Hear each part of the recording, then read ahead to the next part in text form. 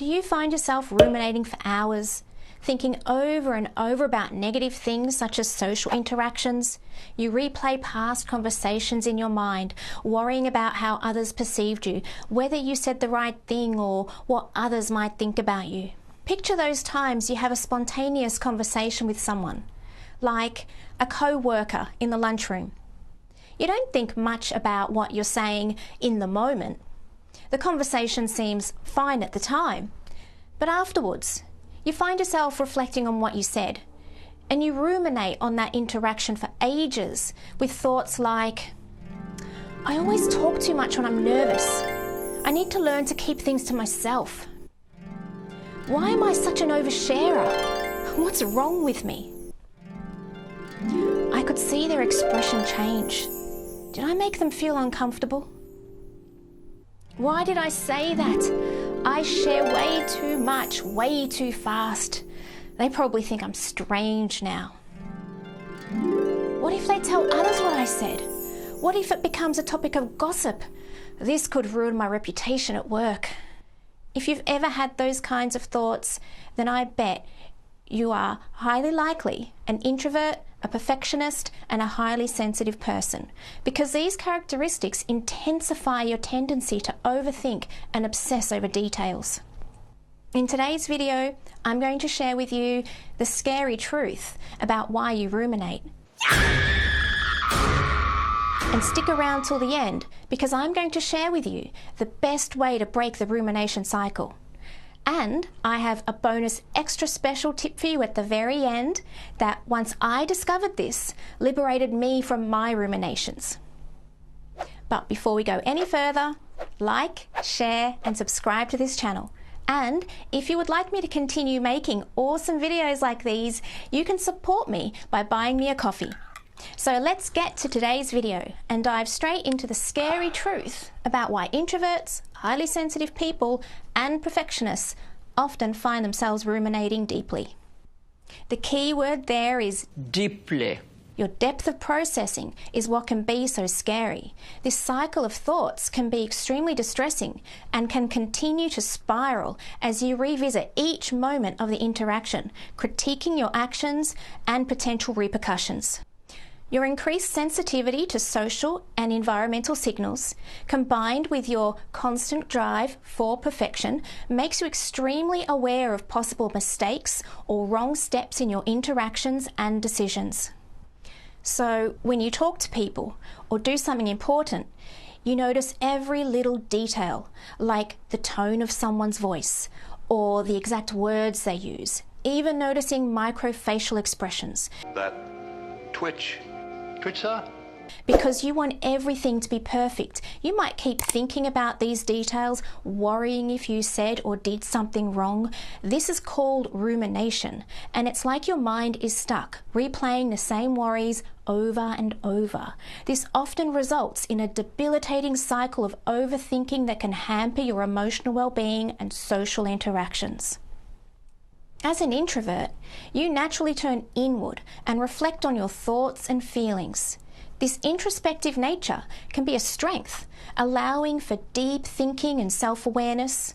However, it also means you're more likely to get caught in internal monologues. These aren't just idle thoughts, they're intensive and persistent replays of past interactions where you dissect every detail, often critically. Being highly sensitive means you experience emotions more intensely and are more attuned to the nuances of environments and social interactions. This sensitivity can make you more vulnerable to emotional overload, which can trigger rumination.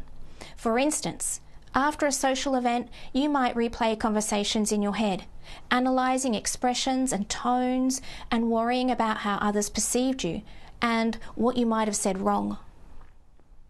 Perfectionism isn't just about striving for excellence. It often involves a deep fear of making mistakes and a harsh inner critic that punishes even minor errors. This fear can lead you to ruminate over past decisions and actions, agonizing over what you could have done better and dreading possible negative outcomes. Your rumination often focuses not just on real mistakes, but on exaggerated fears that every small slip is a catastrophe. What's particularly scary about this tendency to ruminate for introverts, highly sensitive people, and perfectionists is that it can lead to a significant emotional toll. This hyper-awareness and constant overthinking can result in severe stress, anxiety, and even depression. It can isolate you socially, as you may avoid interactions or situations that could potentially trigger your rumination. The continuous cycle of worry and self-criticism can be exhausting, diminishing your ability to enjoy life and effectively manage day-to-day stresses. This not only affects your mental health, but also your physical health, relationships, and overall quality of life. Understanding these dynamics is crucial. While rumination can seem like a protective mechanism, helping you to avoid future mistakes by obsessively analysing past ones, it often does more harm than good. It traps you in a loop of overthinking that prevents learning from past experiences and enjoying the present. Breaking this cycle often requires conscious effort through mindfulness, therapy, and perhaps most importantly, a compassionate reassessment of your expectations of yourself. But it doesn't have to be this way. You can break the cycle of rumination and set yourself free from the endless loop of stress and anxiety that holds you back. To break the cycle of rumination, particularly when it leads to unproductive overthinking, you need a structured approach to redirect your mental habits, which not only address the problem of chronic overthinking but also enhances aspects of emotional intelligence. Emotional intelligence refers to the ability to recognize, understand, manage, and use one's own emotions and those of others effectively. The steps outlined for breaking the cycle of rumination directly support and develop several key components of emotional intelligence, including self-awareness, self-regulation, and social skills. I have found that learning emotional intelligence to be an effective tool to help manage and, most importantly, control your emotions. If this sounds like something that you're interested to learn more about, I have created a guide outlining my rescue method to being the boss of your emotions so that they don't get the best of you. You can find the link to download my guide in the description below. I'll demonstrate the step-by-step process in a real-life situation to help you understand how to practically apply it using the following scenario. Sarah, a project manager, begins ruminating after a meeting where a colleague questioned the feasibility of a project timeline, triggering her anxiety. Step 1, recognize and label the rumination. As she replays the meeting, Sarah acknowledges, this is rumination. I'm feeling anxious and stressed. Step 2, assess the problem objectively. Sarah writes down her concern. My colleague thinks my project timeline is unrealistic and it reflects poorly on my competence. She challenges her thoughts.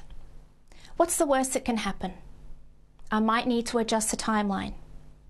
Is my competence judged by this one interaction? Highly unlikely. Step 3, shift to solution-focused thinking. Sarah lists possible solutions, seeking feedback, reviewing project resources, and justifying the timelines. She schedules a follow-up meeting with her colleague. Step 4, engage in a distraction or mindfulness practice. Overwhelmed, Sarah takes a 30-minute walk, focusing on her surroundings to calm her mind. Doing something physical helps Sarah to get out of her head and into her body, leaving her feeling more grounded, centered, and balanced, and helping her to think more clearly. Step 5, plan worry time. She sets aside a 20-minute worry time for the evening, allocating this time to process any remaining concerns if necessary.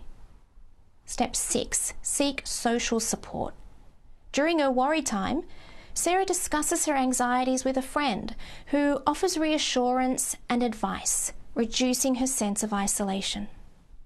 Step 7, reflect on the outcome. At week's end, Sarah evaluates her strategies, finding that writing concerns, seeking feedback, talking with a friend, and going for a walk were effective, and she plans to continue these practices. Step 9, consider professional help. While feeling more in control, Sarah considers seeking professional help if she continues to struggle with rumination.